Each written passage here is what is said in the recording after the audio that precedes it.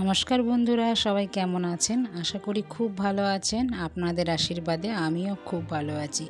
কাকুলি ব্লগে আপনাদের স্বাগত জানিয়ে আমার মঙ্গলবারের সকালটা শুরু করে দিলাম। চলুন, সকাল মানেই তো এক কাপ চাটা আগে বসিয়ে দিলাম।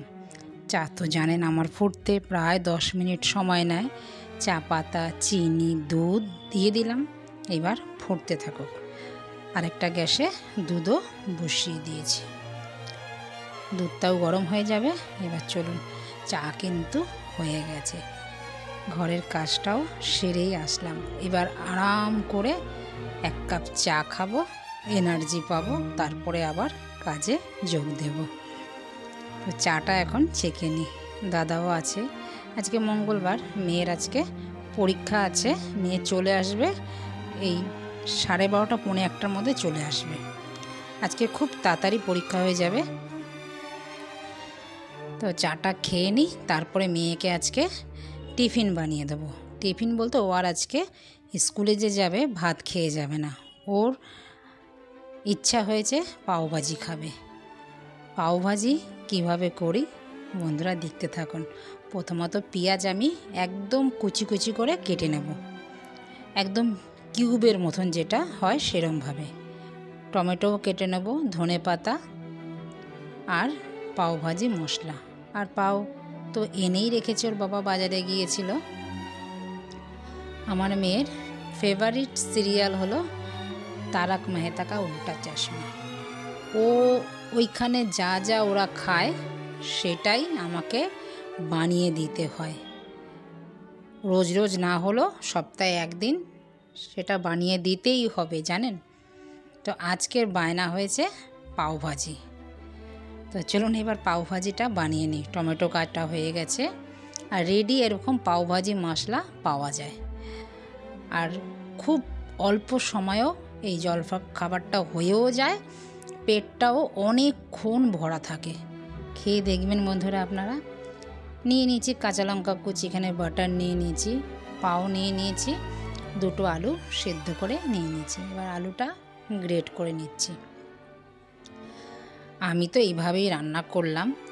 মহারাষ্ট্রের তো পাওভাজি ভালো খায়, তারা কিন্তু বেশি ভালো করে রান্না করতে পারে পাওভাজিটা, জানেন। প্যানে তেল দিয়ে দিলাম, তেলটা একটু গরম হওয়ার পরে এবার দিয়ে দেব পেঁয়াজগুলো। ও কিভাবে খেয়েছে সেই ইনস্ট্রাকশনও আমাকে দিচ্ছে যে এইভাবে করো। আমার মেয়ে সত্যি খুব ফেভারিট ওর, মানে যখনই সময় পায় তখনই ওই তারক মেহতা কা উল্টা চশমা, মোবাইল, টিভি সবেতে ওই একই সিরিয়াল। আমার তেল গরম হয়ে গেছে, গরম হওয়ার পরেই এবার দিয়ে দেব পেঁয়াজ কুচিগুলো। এইভাবেই তো পাওভাজি খায়, আর দেখেছি এইভাবেই কিন্তু রান্না করতে আমিও, মানে বানাতে। দেখবেন পাওয়া যায়, আমাদের কলকাতায় কিন্তু পাওভাজি খুব পাওয়া যায়, আর মহারাষ্ট্রেতেও পাওয়া যায় তো পাওভাজি খুব। আমি যখন ব্যাঙ্গালোরে গেছিলাম তখনও কিন্তু পাওভাজি খেয়েছিলাম। ওদের পাওভাজির মধ্যে আবার কারি পাতা দেয়, আমি খেয়েছিলাম, ভালোই, বেশ ভালো।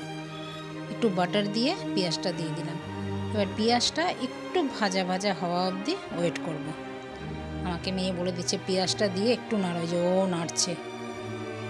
ভালো করে বসিয়ে দিলাম, যদি উল্টে যায়, যেহেতু প্যান নিয়েছি, ফ্রাই প্যান, এটা কড়া হলে উল্টাতো না।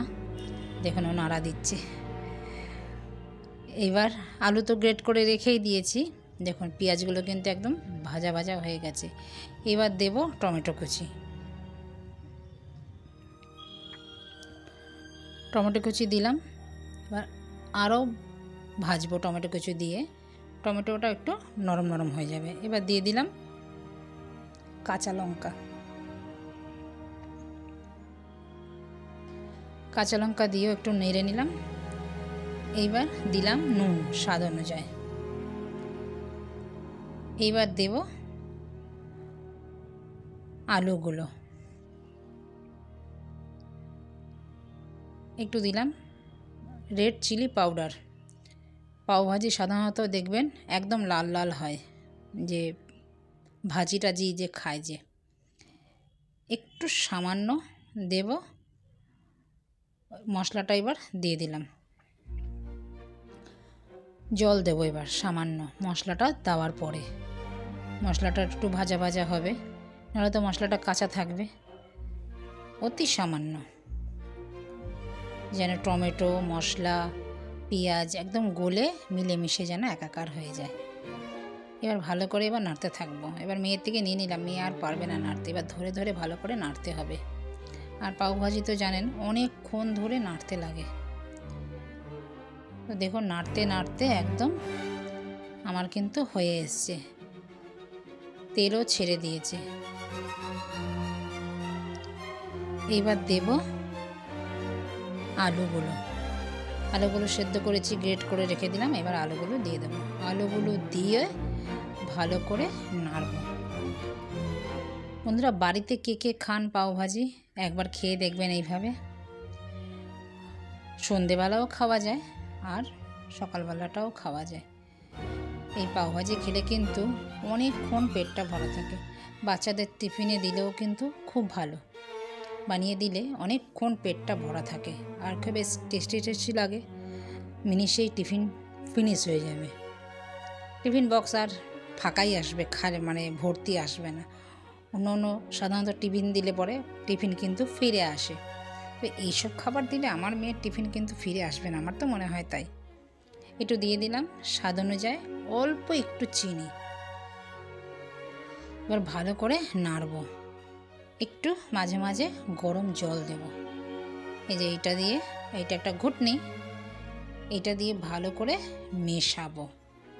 যতক্ষণ না মিশে যাবে ততক্ষণ কিন্তু আমি এই যেরমভাবে করে দেখেছি, মানে যারা আমাদের এখানে সাউথ সিটির নিচে দেখেছি পাওয়া যায় পাওভাজি। আবার কলকাতায় ধর্মতলার দিকেও পাওভাজি খুব বিক্রি হয়। তো ওইখানেই সাধারণত দেখেছি এরকম বড় বড় তাওয়া থাকে। আমার তো আর বড় বড় তাওয়া নেই, তো আমি এটার মধ্যেই বানিয়ে নিচ্ছি। খারাপ কিন্তু হয় না, ভালোই হয়। একদম টেস্টও যেরকম ওদের মতনই টেস্ট হয়। যেহেতু এটা ওদের খাবার, মহারাষ্ট্রের খাবার, বা আমরা বাঙালিরা কিন্তু সাধারণত এগুলো খেতাম না। এখন মেয়ের পাল্লায় পড়ে অনেক কিছুই খাওয়া হয়, অনেক কিছুই বানানো হয়। মেয়ে দেখে টিভিতে বায়না করে, তো বানিয়ে দেওয়ার চেষ্টাটা করি যতটুকু পারি। মেয়ের আবার একটাই সমস্যা, ও আবার বাইরে কিছু খেতে চায় না। আমার মেয়ের একটাই সমস্যা জানেন, ও কোনো কিছু বাইরে মানে খাওয়াটা একটু পছন্দ করে না। যা খাবে ঘরে একটু বানিয়ে দিলে বেশ তৃপ্তি মতন খায়। এবার দিয়ে দিলাম কসুরি মেথি আর ধনিয়া পাতা। আমার কিন্তু পাওভাজি কিন্তু রেডি হয়ে গেছে। এবার দেখছেন একদম কিন্তু দোকানের মতন। এটা ভালোভাবে সার্ভ করলে মনে হবে যে দোকান থেকেই কেনা একদম। আর রান্নাঘরটা না, যেই কসুরি মেথিটা দিয়েছি কি সুন্দর একটা গন্ধ ছাড়ছে পাওভাজির আর কসুরি মেথির, খুব ভালো লাগছে। এবার পাওগুলো বাটার দিয়ে ভেজে নেব ভালো করে। দেখুন পুরো বাটার আমি লাগিয়ে দিচ্ছি। আর এই পাওভাজির মধ্যে যতটা বাটার দিতে পারবেন ততটাই কিন্তু টেস্ট হবে। আমার মেয়ে বলছে আমাকে বেশি করে বাটার দাও, বেশি করেই ওকে বাটার দিয়ে দিলাম। তো আমার কিন্তু ভাজা হয়ে গেছে, এবার চলুন ওকে দিয়ে দিই, ও খাক। কী যে খুশি হয় না এইরকম একটু একটু রান্না করে দিলে পরে। এই যে খাবে এখন এই তারক মেহতা কা উল্টা চশমার যেই এপিসোডে এই পাওভাজি খেয়েছিল, সেই এপিসোডটা চালিয়ে ও খেয়ে এখন দেখুন ওর কী করেও, খালি দেখতে থাকুন। এই যে দেখুন ঠিক ওরমভাবে রিয়াকশান দেবে। এখন রিয়াকশান দিচ্ছে, দেখেছেন? সত্যি খুব ভালো হয়েছে। আমিও খেয়েছি, আপনাদের দাদাও খেয়েছে, খুব ভালো হয়েছে। আপনারাও বাড়িতে বানিয়ে খাবেন, দেখবেন অসাধারণ লাগবে। মাঝে মাঝে একটু এরকম খাবার খেতে কিন্তু ভালোই লাগে। রোজ রোজ রুটি তরকারি পরোটা কিন্তু ভালো লাগে না। মাঝে মাঝে এরকম খাবার কিন্তু খেতে বেশ লাগে, বেশ মজা। আমার মেয়ের তো খুব ভালো লাগে। ওই যে দেখুন খাচ্ছে, রিয়াকশান দেখুন কি দিচ্ছে।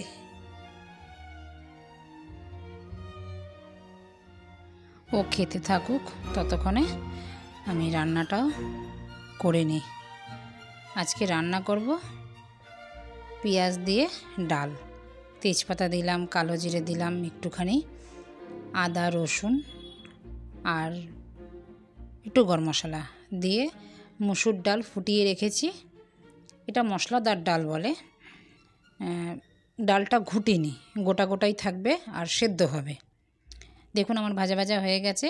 আর এই যে এরকম ডাল আমি দিয়ে দিলাম, লঙ্কা টঙ্কা সব দিয়েছি, দিয়ে ফুটে গেলে পরেই নামিয়ে নেব একটু হলুদ দিয়ে, আর নুনটা চেখে তারপরে নুন দেব। আজকে বেশি কিছু রান্না করব না। আজকে অনেক দিন পর, এই কদিন ধরে মাংস মাছ অনেক রকম কিছু খাওয়া হয়েছে, তো আজকে না তার জন্য আলু সেদ্ধ আর এইরকম ডাল আর ডিমের অমলেট, আর কিচ্ছু রান্না করব না। অমৃত খাবার যেন। আর অনেক দিন পর এই খাবারটা খেলে না সত্যি খুব অমৃত লাগে, মানে কি খেলাম। তো আমার ডাল হয়ে গেছে।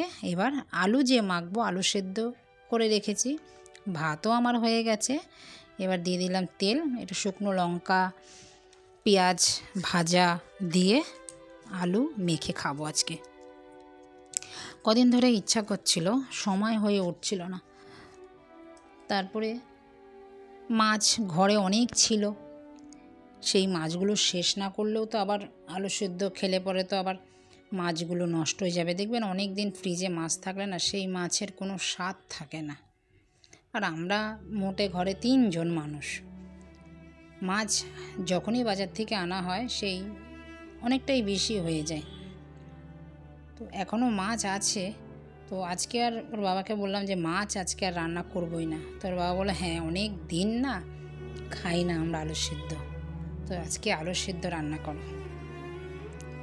আর এইরকম আলু সেদ্ধ বন্ধুরা কার কার খেতে ভালো লাগে আমাকে কমেন্টে জানাবেন তো। আমার কিন্তু বেশ লাগে। অনেক দিন মাছ মাংস খাওয়ার পর যখন আর ভাল লাগে না, তখন এইরকম আলু সেদ্ধ, ডিমের মামলেট আর ডাল খেতে যে এত যে ভালো লাগে না, কি বলবো আর। তো লঙ্কা আমি ভেজে নিয়েছি, লঙ্কা ভাজা হয়ে গেছে, পেঁয়াজ ভেজেও নিলাম, পেঁয়াজ ভাজাটাও আমার হয়ে গেছে, একদম লাল করে পেঁয়াজটা ভেজে নিলাম। এবার পেঁয়াজের মধ্যেই দিয়ে রাখি, এখন ডিমের অমলেটটা বানাবো তো তার জন্য। মেয়ে আবার এখনই আবার চলে আসবে, এখন তো প্রায় বাজে 1:30 বেজে গেছে, 1:30 থেকে 1:30 এরমই বাজে হয়তো। ঘরের কাজও করেছি, ওকে পাওভাজি খাইয়ে স্কুলে পাঠিয়ে তারপর ও এসে ভাত খাবে। আজকে আর বললাম না ভাত খেয়ে যায়নি, তোর বাবাও চলে আসবে, একসাথে আমরা 3 জনে খেয়ে তারপরে আবার রান্নাটাও বেশ তাড়াতাড়ি। পুজো দিলাম, পুজো দিতেও তো অনেক সময় লেগে যায়। পুজো দিয়ে তারপরে এসছি কিন্তু রান্না করতে, আগে রান্না করিনি। গরম গরম খাবারটা খেতেই কিন্তু ভালো লাগে, দেখবেন আলু সিদ্ধ ভাত, তার জন্য গরম গরমই করেছি। তো এবার ডিমের মামলেটটা বানিয়ে নিচ্ছি। ডিমের মামলেটের মধ্যে একসাথেই 3টে ডিম একসাথেই দিয়ে দিয়েছি। মানে আজকে একটু হালকা পাতলাভাবে রান্না করলাম, মানে একটুখানি আলাদা আলাদা করলাম না, একসাথেই 3টে ডিম করে বেশ কেটে নেব, একই হবে, সেই তো যাবে পেটেই বলুন, একটা গোটা খাই আর অর্ধেক খাই। এবার উল্টে দিয়ে একটু কড়া করে ভেজে নেব ডিমের মামলেটটা। তো আমার ডিম ভাজাও কিন্তু হয়ে গেছে। এবার চলুন আলুটা ভালো করে মেখে নিই। মেয়ে দরজায় কড়া নাড়ছে, চলে এসছে, এবার খেতে দিতে হবে ওদেরকে।